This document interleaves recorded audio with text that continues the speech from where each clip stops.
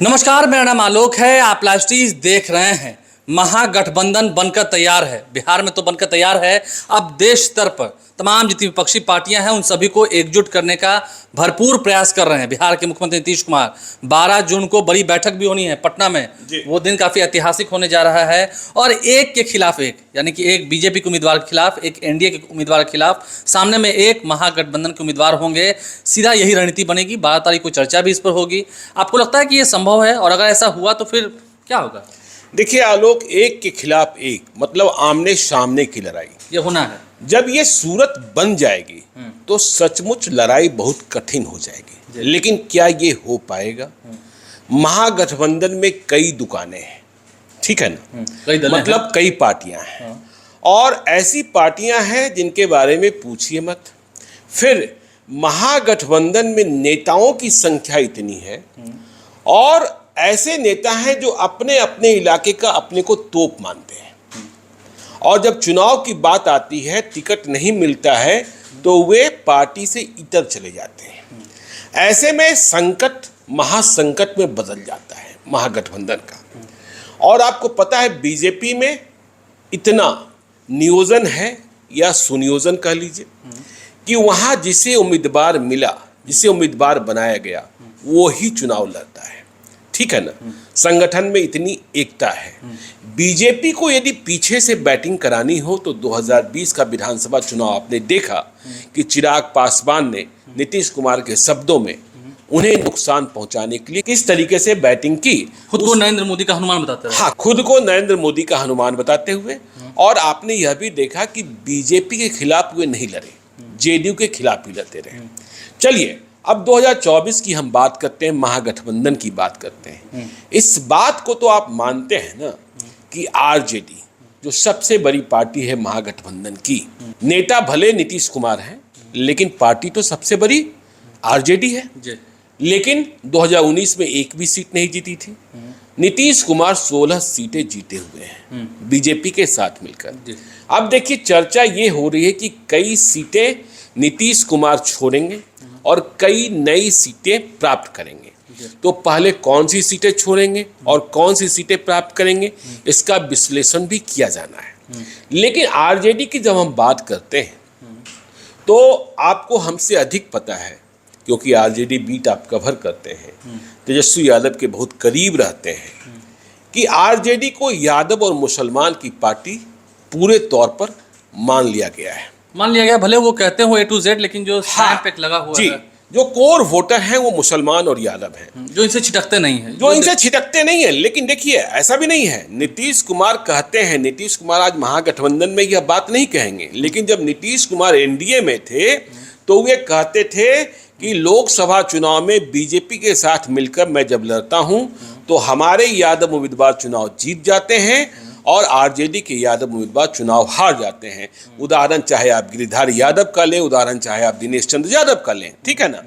तो देखिए अब संकट ये है कि आप एक के खिलाफ एक की बात कर रहे हैं, लेकिन बिहार में यह सही है कि लालू यादव और तेजस्वी यादव यादवों के सबसे बड़े नेता हैं। लेकिन क्षेत्रीय छत्र, हर लोकसभा क्षेत्र में ऐसे नेता हैं जो यह मानते हैं कि लालू यादव, तेजस्वी यादव का यह वजूद बनाने में उनका बड़ा योगदान है। बड़ा योगदान उसको कंटिन्यू किए हुए जी। तो वे जब टिकट से वंचित होते हैं तो देखिए आज हम करीब दर्जन भर लोगों की बात करेंगे। एक दर्जन नेताओं, एक दर्जन यादव नेताओं की बात, यादव नेताओं की जी। और वैसे यादव नेताओं की जो सांसद नहीं हैं, ठीक है ना, उनकी चर्चा हम करेंगे तो आपको मालूम होगा कि क्या यह संभव हो पाएगा। देखिए सबसे पहले तो हम पाटलिपुत्रा लोकसभा क्षेत्र की ही बात कर लेते हैं। बगल में ही है जी, राजधानी में हनुमान जी छोड़ के गए थे। हनुमान जी छोड़कर गए थे, जो भी है। देखिए अब पाटलिपुत्रा लोकसभा क्षेत्र में आरजेडी का प्रत्याशी कौन होगा? मीसा भारती फिर से अड़ गई हैं। लड़ेंगे। हाँ, और उन्होंने इसके लिए तैयारी कर रखी है कि घर के भीतर, अभी क्षेत्र में नहीं। तो मीसा भारती लड़ेंगी तो रीतलाल यादव जो पिछले कई वर्षों से वहां पसीना बहा रहे हैं, वे क्या करेंगे, वे नाराज हो जाएंगे, घर बैठ जाएंगे। आप याद कीजिए 2014 में मीसा भारती को जिताने के लिए रीतलाल यादव के घर जाना पड़ा था लालू यादव को। रीतलाल यादव कितने दबंग, कितने बाहुबली है तो सभी जानते हैं। तो रीतलाल यादव जब नाराज होंगे या फिर रीतलाल यादव को टिकट मिला, मीसा भारती नाराज होगी तो क्या होगा। अब देखिए भाई वीरेंद्र का भी इन दिनों मूड मिजाज खराब है, सही नहीं चल रहा है, नहीं चल रहा है। तो मुख्य प्रवक्ता भी नहीं रहा। हाँ, मुख्य प्रवक्ता भी नहीं रहे, क्योंकि देखिए आरजेडी के भीतर एक और परिवर्तन चल रहा है कि अब आपको लालू यादव के प्रति अकाउंटेबल नहीं होना है, अब आपको तेजस्वी यादव के प्रति अकाउंटेबल समर्पित होना है, समर्पित होना है। तो जिन यादव नेताओं की हम बात करने जा रहे हैं, क्षेत्रीय छत्रप, वे सभी लालू यादव को मानने वाले लोग हैं, उनके प्रति अकाउंटेबल हैं। और तेजस्वी यादव उन्हें डांट कर कह भी नहीं सकते हैं कि आपको बैठ जाना है। तो देखिए पाटलिपुत्रा की हमने चर्चा की, रीतलाल यादव, मीसा भारती और भाई वीरेंद्र। देखिए कौन मानेगा, तीन खेमा है। हाँ, कौन मानेगा, कौन रूठेगा। नहीं, जिस एक खेमे को टिकट मिल गया ठीक है, दो खेमा तो नाराज होगा ही होगा। अब देखिए नवादा की बात करते हैं। नवादा में समीकरण कहते हैं और जो चुनावी नतीजे हैं 2009 के, 2014 के, 2019 के, कि वहाँ भूमिहार ही जीतते रहे हैं, ठीक है ना। तो क्या भूमिहार को वहाँ महागठबंधन चुनाव लड़ाएगा? और यदि भूमिहार को आप लड़ाने जा रहे हैं तो राजवल्लभ यादव की नाराजगी, राजवल्लभ यादव का प्रभाव तो है। उनकी पत्नी अभी नवादा की विधायक हैं, उनके परिवार से नवादा पंचायत, त्रिस्तरीय पंचायत प्राधिकार का जो चुनाव हुआ था उसमें एमएलसीबी का चुनाव जीते कौशल यादव, अशोक यादव जीते, माफ कीजिए अशोक यादव, ठीक है। तो राजवल्लभ यादव जो इधर जिला कमेटी बनी, जो डिस्ट्रिक्ट कमेटी बनी, उसे लेकर भी नाराज चल रहे हैं। विभा देवी भी थोड़ी नाराज दिख रही थी, सरकार में चल नहीं रही है, और पेरोल नहीं मिल रहा है, कई लोगों को मिल रहा है, उन्हें नहीं मिल रहा है। तो राजवल्लभ यादव की नाराजगी का क्या होगा, राजवल्लभ यादव मन से कितना समर्थन करेंगे और वह सीट किस तरीके से वह भूमिहारों के पास जाने देंगे। देखिए राजवल्लभ यादव की ही बात क्यों करें, कौशल यादव का नाम आपने ले लिया था। कौशल यादव जेडीयू के हिस्से के हैं, वे भी इस बात को बर्दाश्त नहीं करेंगे कि नवादा में भूमिहार का कब्जा हो जाए। तो कैसे एक के बदले एक होगा, और यदि कोई तीसरा आएगा तो फायदा सीधे नहीं बीजेपी को प्राप्त होगा और नुकसान महागठबंधन को होगा। अब देखिए पप्पू यादव की बात करते हैं। देखिए पप्पू यादव की रेलगाड़ी अभी ठीक चल रही है, लालू यादव से मुलाकात भी हुई, लालू यादव से मुलाकात हुई है, आगे तेजस्वी यादव से भी मुलाकात हो सकती है, आगे जेडीयू के नेताओं से भी मुलाकात हो सकती है, इफ्तार पार्टी में भी शामिल हुए थे, इफ्तार पार्टी में भी शामिल हुए थे। तो लगता है कि वे महागठबंधन की ओर जा रहे हैं, बढ़ चले हैं। तो महागठबंधन की ओर बढ़ चले हैं तो वे कहाँ से चुनाव लड़ते हैं, पूर्णिया से लड़ते हैं, सुपौल से लड़ते हैं, मधेपुरा से लड़ते हैं। आज ही हमारी बातचीत संतोष कुशवाहा से हो रही थी। पूर्णिया के जो सांसद हैं, जेडीयू के सांसद, विपरीत परिस्थितियों में भी 2014 में जीते थे, तो उन्होंने कहा कि नहीं मैं तो जेडीयू से ही लड़ूंगा। तो यदि संतोष कुशवाहा पूर्णिया से लड़ने को तैयार हैं तो फिर पूर्णिया में रिक्ति कहाँ है, वैकेंसी कहाँ है, यह बात देखने की होगी। और उधर मधेपुरा में दिनेश चंद्र यादव हैं, सुपौल में क्या समीकरण बैठता है, तो फिर एक के पर एक कैसे होगा। हाँ, तो पप्पू यादव यदि रेलगाड़ी चलती रही, ठीक से मुकाम तक पहुंच गया महागठबंधन में, तब तो ठीक है, नहीं तो वे नुकसान पहुंचाएंगे, लड़ेंगे ही वो चुनाव लड़ेंगे, और सिर्फ जहां लड़ेंगे वहीं प्रभावित नहीं करेंगे। देखिए इस बात का खतरा बना रहता है सीमांचल और कोसी में कि पप्पू यादव कहीं ओवैसी के साथ हो गए बहुत ही विपरीत परिस्थितियों में तो ज़्यादा बड़ा नुकसान हो जाएगा। और 2014 का चुनावी नतीजा यदि आपको याद होगा, वही इलाके थे जहां लालू यादव ने सभी छत्रपों को एक कर दिया था। पप्पू यादव, तस्लीमुद्दीन, बुलो मंडल, तारिक अनवर, सभी लोग एक हो गए थे। तो उधर के हिस्से में मोदी लहर के बाद भी खाता नहीं खुला था बीजेपी का। जीत हो गई थी। हाँ, जीत हो गई थी, जीत हुई थी महागठबंधन के, मतलब चाहे कांग्रेस हो, चाहे आरजेडी हो, चाहे एनसीपी हो, ठीक है ना। तो अब पप्पू यादव की बात कर लीजिए। बांका में किसे आप मनाएंगे, किसे रुलाएंगे?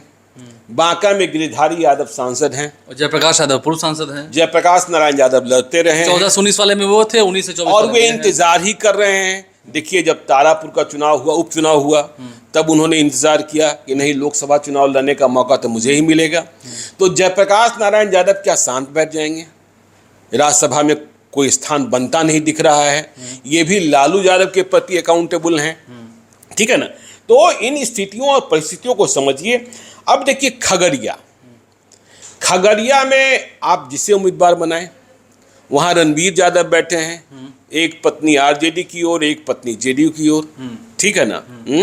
तो रणबीर यादव के बिना 2019 में आपने देखा कि मुकेश सहनी को महागठबंधन ने उम्मीदवार बना दिया, लेकिन रणबीर यादव ने बहुत खुले तौर पर समर्थन नहीं किया। इसका परिणाम क्या निकला? यादव मतदाता भी चौधरी महबूब अली कैसर को, जो एलजेपी के कैंडिडेट थे एनडीए के, तो उन्हें मत कर दिया। तो यहाँ आप उम्मीदवार तय करते हैं तो रणबीर यादव का क्या फैक्टर होता है वो देखना होगा। चलिए मधुबनी झंझारपुर की बात करते हैं।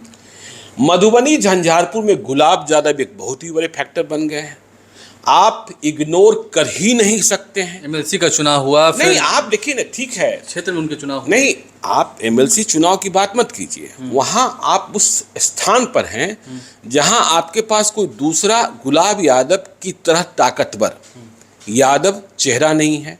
और फिर क्या आप दरभंगा, मधुबनी, झंझारपुर में किसी यादव को नहीं डराएंगे? तो देखिए 2019 में भी गुलाब यादव ने आरजेडी के कैंडिडेट के तौर पर 2,75,000 के करीब मत लाया था, ठीक है ना। और देखिए वहाँ देवेंद्र प्रसाद यादव फिर से आरजेडी में आ गए हैं, वे भी दौड़ धूप कर रहे हैं, लेकिन झंझारपुर में वे भी चुनाव लड़े थे 2019 में, देखिए अपनी पार्टी से। तो देवेंद्र प्रसाद यादव की हैसियत क्या है कि जब वे खुद लड़े तो मात्र 25,000 मतों में सिमट गए, तो उनके वोट की क्षमता 25,000 है। उनसे अधिक तो एक निर्दलीय वहां ले आया था, गैस चूल्हा छाप वाला, ठीक है ना। तो इस बात को भी समझना होगा। और देखिए जो आपने कहा एमएलसी चुनाव या फिर जिला, उनकी पत्नी निर्दलीय जीत गई चुनाव, निर्दलीय जीत गई, एमएलसी बन गई, उनकी बिटिया भी अब बिंदु गुलाब यादव, ठीक है, जिला परिषद, ठीक है, जिला परिषद के अध्यक्ष हो गई। और कहा यह जाता है कि गुलाब यादव भले ही अभी आरजेडी में नहीं है, आरजेडी से नाता नहीं है, लेकिन वहां वे झंडावरदार बने हुए हैं। और जिस तरीके से बीजेपी ने पन्ना कमेटी, क्यों जिला परिषद में भी, क्यों एमएलसी के चुनाव में भी, एमएलसी के चुनाव में तो ये कहा जाता है कि बाकी जितने उम्मीदवार थे उन्हें कुल मिलाकर जितना मत आया उससे अधिक मत इन्हें प्राप्त हुआ था, 1.5 गुना करीब, ठीक है ना। तो वहां यदि गुलाब यादव के साथ बात नहीं बनती है तो गुलाब यादव खेल बिगाड़ेंगे, गुलाब यादव कहीं निर्दलीय मैदान में ना आ जाए झंझारपुर से, तो फिर एक सामने एक कैसे होगा। और यदि गुस्सा बहुत चढ़ा तो कहीं बिटिया को मधुबनी में न खड़ा कर दे, यह देखने की बात होगी। तो इसीलिए हम कह रहे हैं कि यादवों के बारे में ही, जो यादव छत्रप है। अब देखिए बक्सर में आपके साथ भले ही नहीं है ददन पहलवान, लेकिन सभी को पता है कि ददन पहलवान जैसे ही मैदान में आते हैं वैसे ही आरजेडी की हार तय हो जाती है। आप चुनाव के परिणामों को देखिए किस तरीके से वहां जगदानंद हारे, और उसमें ददन पहलवान को मिले मतों की भूमिका क्या रही, ददन पहलवान को कौन से मत मिलते हैं, यादवों का मत विभाजित हो जाता है। तो ददन पहलवान को कैसे मनाएंगे, कैसे एक के खिलाफ एक होगा? ददन पहलवान किसी से मानने वाले नहीं है। अब देखिए मधेपुरा में, देखिए यदि आपने पप्पू यादव की बात कर ली, आपने दिनेश चंद्र यादव की बात कर ली, शरद यादव के बेटे शांतनु यादव वो क्या करेंगे? तो निखिल मंडल जो जेडीयू में है, जिन्हें भरोसा देकर रखा गया है, मैं महागठबंधन की बात कर रहा हूँ, नीतीश कुमार ने खुद उनसे मुलाकात की थी, नीतीश कुमार ने उनसे खुद मुलाकात की थी। तो ये सारे जो समीकरण, जहानाबाद भी आ जाएगा, जहानाबाद में देखिए, जहानाबाद जेडीयू की जीती हुई सीट है, चंद्रेश्वर प्रसाद चंद्रवंशी, 2019 में एक प्रयोग हुआ था अति पिछड़ा का। तो चंद्रवंशी को यदि आप बेटिकट करते हैं तो अति पिछड़ा नाराज हो जाएंगे, इतनी हिम्मत शायद महागठबंधन में न हो। लेकिन सुरेंद्र यादव कैसे जहानाबाद की दावेदारी छोड़ देंगे? क्योंकि वो तो अभी भी मानते हैं, ठीक है, भूल के ना बैठा, जीता हुआ मैच था, तेज प्रताप की वजह से हार गए, जीता हुआ मैच था, तेज प्रताप की वजह से हार गए। या यूं कहें कि उनका आरोप तब यह भी था कि उन्हें सरकार ने जानबूझकर हरा दिया, क्योंकि 2000 से कम मतों के अंतर से जीत हार का तो एक दिल में खींच, तो उनके दिल में खींच है। तो जहानाबाद को वे कैसे भुला सकते हैं? और जब तक वे सांसद नहीं बनेंगे अपनी विरासत को, अपने उत्तराधिकारी को कैसे घोषित कर सकते हैं? खबर ये भी है कि सुरेंद्र यादव यदि महागठबंधन में मौका मिले तो वे औरंगाबाद भी लड़ने को तैयार हो सकते हैं, ठीक है ना। लेकिन औरंगाबाद चित्तौड़गढ़ कहा जाता है, क्या समीकरण बैठेगा? तो ये जो हमने नाम आपको बताए, गुलाब यादव, देवेंद्र प्रसाद यादव, राजवल्लभ यादव, कौशल यादव, सुरेंद्र यादव, जयप्रकाश नारायण यादव, पप्पू यादव, रणबीर यादव, दीपलाल यादव, भाई वीरेंद्र, मीसा भारती, कांत, अब देखिए काराकाट कांटे सिंह, काराकाट पे कांटे सिंह भी ऐसे नहीं छोड़ने वाले, उनके बेटे ऋषि यादव एमएलए हैं अभी ओबरा से, लेकिन वो काराकाट का प्यार नहीं भूलती हैं। ददन पहलवान और शांतनु यादव, तो पहले इनको तो आप, क्योंकि हमने आपको कहा कि इनमें से अधिकांश नेता अच्छा, इनमें से कोई ऐसा है जो मान जाएंगे आसानी से? आप भी बताइए ना, आप तो आरजेडी कोई को ऐसा देख नहीं रहे है, हैं, कोई ऐसा नहीं है, और सभी हठी हैं, और सभी अकाउंटेबल तो लालू यादव है। लालू यादव कुछ कह देंगे तो बात बन भी सकती है, तेजस्वी यादव की बात ये कितना मानेंगे मुझे नहीं पता, अभी फिलहाल कह पाना मुश्किल है। तो इन नेताओं के बारे में जो हमने अभी चर्चा की है, क्या सच में अगर एक के खिलाफ एक उम्मीदवार देने की रणनीति है, उस नीति पर चर्चा भी होगी। 12 जून को एक बड़ी बैठक होनी है, सभी नेता पहुंचेंगे, तो देखना होगा कि क्या ये रणनीति जब बनती है, इस रणनीति पर खास करके बिहार में ही कितना काम हो पाता है। इन लोगों को क्या आप जगह देंगे या इन्हें अपने खिलाफ उतरने को मजबूर करेंगे, और अगर आपके खिलाफ ये नेता उतर गए तो आपकी जीत कैसे होगी, ये भी कैलकुलेशन करके रखना होगा पहले से। हमारे चैनल को सब्सक्राइब कर लें, साथ साथ फेसबुक पेज भी लाइक करें। इस चर्चा को सुनने के बाद आपको जरूर एहसास हुआ होगा बिहार के हर जिले में इसको लेकर अब चर्चा शुरू हो गई होगी कि हाँ, अगर इन्हें मौका नहीं मिला तो फिर खेल बिगड़ेगा, फजीयत होगी ही होगी। हमारे चैनल को सब्सक्राइब कर लें, साथ साथ फेसबुक पेज भी लाइक करें। इसके अलावा ट्विटर हैंडल पर लाइव को फॉलो करें। धन्यवाद।